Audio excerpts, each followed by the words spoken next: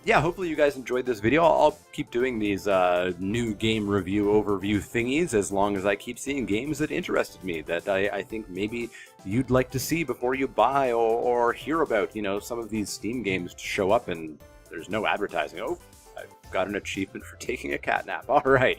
But hopefully you guys enjoy these videos. As always, if you have any questions, comments, suggestions, you can find me on Twitter at the Let's Play Leek. You can find me on Facebook at facebook.com/the Let's Play Leek. And you've already found me here on YouTube. You've got the comment section below.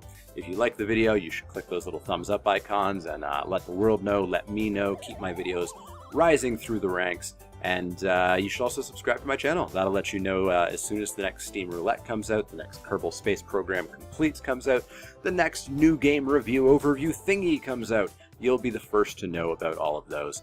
As always, if you have any questions, comments, suggestions, let me know. Otherwise, I'll see you all next time.